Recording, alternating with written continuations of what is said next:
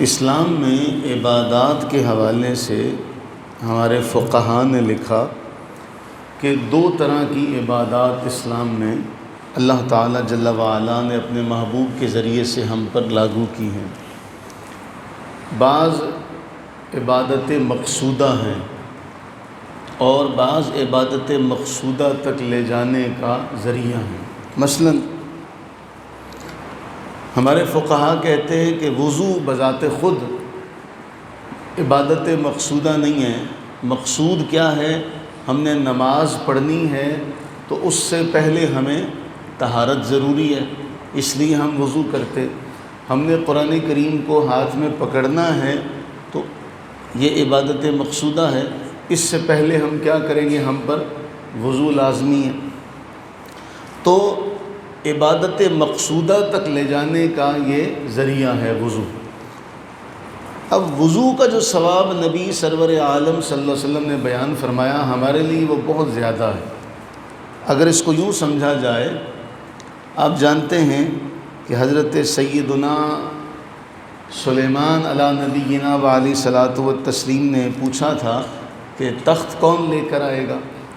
تو ان کے دربار میں جو ایک جن تھا، عفریت، اس نے کہا میں لے کے آؤں گا، لیکن آپ کی مجلس ختم ہونے سے پہلے ملکہ کا تخت یہاں پر موجود ہوگا۔ تو آپ نے اس پر رضامندی ظاہر نہیں کی۔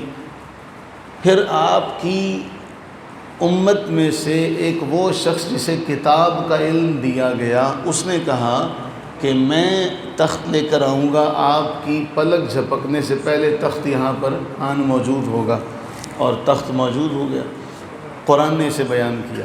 اب اس کے بعد ہمارے مفسرین فرماتے ہیں کہ اگر سلیمان علیہ السلام کی امتی کی یہ شان ہے، جو کتاب کا عالم ہے، اگر اس کو یہ اللہ نے ملکہ اور قوت عطا فرمائی ہے کہ وہ پلک جھپکنے میں گیا بھی ہوگا، آیا بھی ہوگا، تخت اس سے پہلے اس نے دیکھا بھی نہیں ہے، تخت کہیں محفوظ جگہ پر رکھا ہوگا، وہ پلک جھپکنے میں وہ تخت آ بھی گیا، تو سلیمان علیہ السلام کا مقام و مرتبہ کیا ہوگا؟ پھر اس کے بعد آقا کریم علیہ الصلاۃ والتسلیم جو تمام نبیوں کے امام ہیں، ان کی شان کا عالم کیا ہوگا؟ تو بلا تشبیہ اور بلا تمثیل، اگر ایسی عبادت جو دوسری عبادت تک لے جانے کا ذریعہ ہے اس کا اتنا ثواب ہے، تو عبادت مقصودہ کا ثواب کتنا ہوگا؟ اب حدیث سمجھتے ہیں۔ حضرت سیدنا ابو ہریرہ رضی اللہ تعالیٰ عنہ مسجد میں وضو فرما رہے تھے، صحیح مسلم میں بھی آتا، وضو فرماتے فرماتے آپ جب بازوؤں کو دھونے لگے تو آپ نے تھوڑا اوپر تک دھویا، کوہنی کے بجائے بازو اوپر تک دھویا۔ وہاں ایک انجان آدمی بھی بیٹھا تھا، اس نے دیکھ کر حیران ہو کر کہا کہ اے ابو ہریرہ، وضو میں بازو یہاں تک دھوتے ہیں، کندھوں تک دھوتے ہیں؟ اب حضرت ابو ہریرہ سمجھ گئے کہ اس کو نہیں پتہ، تو آپ نے ناراضگی کا اظہار کیا، فرمایا وضو میں بازو تو یہیں تک دھوئے جاتے ہیں، کوہنیوں تک، لیکن اگر مجھے پتہ ہوتا تو یہاں پر بیٹھا ہے اور تو میری اس بات سے غلط نتیجہ نکال لے گا تو میں یہیں تک دھوتا، لیکن میں نے اس لیے بازو اوپر تک دھویا کہ میں نے رسول اللہ صلی اللہ علیہ وسلم کو یہ فرماتے ہوئے سنا کہ آپ نے ارشاد فرمایا ان امتی یوم القیامہ ہم الغر المحجلون من آثار الوضوء، کہ قیامت کے دن میری امت کے وضو کے اعضاء چمکتے ہوئے ہوں گے۔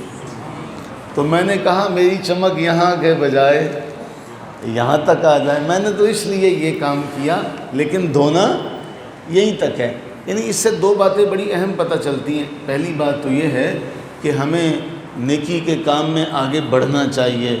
دوسرا یہ ہے کہ اگر ہمارے ساتھ کوئی ایسا بندہ ہو جس کو مسئلے کا نہیں پتہ، تو اس بجائے اس کے کہ وہ غلط طرف چلا جائے، ہمیں اتنا ہی کام کرنا چاہیے جتنا کہ معمول کے طور پر ہے۔ تو حضرت ابو ہریرہ فرمانے لگے اگر مجھے پتہ ہوتا تو یہاں پہ بیٹھا ہے تو میں یہیں تک دھوتا، لیکن فمن استطاع منکم ان یطیل غرتہ، حضور علیہ السلام نے فرمایا تھا جو یہ چمک چاہتا ہے نا، جو اس چمک کو حاصل کرنا چاہتا ہے، تم میں سے جس کو استطاعت ہو وہ اس کو ضرور حاصل کرے۔ اب میری اس ساری بات کا لب لباب یہ ہے، میں نے پہلے عرض کیا کہ اصل مقصود کیا ہے؟ نماز پڑھنا، اس نماز تک لے جانے کا جو ذریعہ ہے وہ وضو ہے۔ اگر وضو کا یہ ثواب ہے جو عبادت مقصودہ نہیں ہے، ہمارا اصل مقصد اور مقصود وضو کرنا نہیں ہے، ہم تو نماز پڑھنا چاہتے ہیں، اس کے لیے ہمیں وضو کرنے کا حکم دیا گیا۔ اگر وضو کا نبی علیہ السلام نے یہ ثواب بیان کیا کہ میری امت کے وضو کے اعضاء روشن ہوں گے، تو سوچئے نماز کا کتنا ثواب ہوگا۔ یعنی آپ وضو کا ثواب دیکھیے کہ یہ ہے، تو نماز جو اصل مقصود ہے اس کا ثواب کیا ہوگا، اس کا بیان نہیں ہوا۔ تو وضو کا ثواب بیان کر کے ہمیں یہ بتا دیا گیا کہ جو عبادت مقصودہ تک لے جانے کا ذریعہ ہے اس کا اتنا فائدہ ہے کہ کل قیامت میں تمہارے یہ پانی سے دھونے والے جو اعضاء ہیں یہ چمکدار ہوں گے۔ تو ہمیں ترغیب دلائی گئی کہ وضو بار بار کرنا چاہیے۔ تو وضو کون کرے گا؟ جو نماز پڑھے گا۔ وضو کون کرے گا؟ جو قرآن کو ہاتھ میں پکڑ کے تلاوت کرے گا۔ تو جن کے ہاں نماز ہی نہیں ہے، جن کے ہاں نماز کا تصور ہی نہیں ہے، جو نماز پڑھتے ہی نہیں ہے کہ نہیں جی ہماری قائم کی ہوئی ہے، تو وہ وضو ہی نہیں کرتے ہوں گے۔ تو جو وضو ہی نہیں کرتے ہوں گے پھر نماز کی طرف کیسے جاتے ہوں گے؟ تو جو وضو ہی نہ کرے، جو نبی علیہ الصلوۃ والتسلیم نے اتنی بڑی فضیلت بیان فرمائی، تو اعضائے وضو کیسے چمکتے ہوئے؟ اللہ سے دعا فرمائیں کہ اللہ تعالیٰ اپنی رحمت کا صدقہ ہمیں، ہماری نسلوں کو بھی اللہ تعالیٰ یہ شرف بخشے رکھے کہ کل قیامت کے دن یہ رشتہ تو قائم رہے گا نا۔ اللہ تعالیٰ جل وعلا نے فرمایا ایمان والوں کا رشتہ تو قائم رہے گا۔ بھئی ایمان والوں کے رشتے تو ایک طرف رہے، ایمان والوں کی دوستیاں بھی کل میدان قیامت میں قائم رہیں گی۔ ہماری جو دوستیاں ہوں گی، قرآن فرما رہا ہے یہ بھی قائم رہیں گی۔ تو جب دوستیاں بھی قائم رہیں گی تو ہماری جو اولاد ہے، جو ہمارے بہن بھائی، ان سے بھی تو ہمارا رشتہ قائم رہے گا نا۔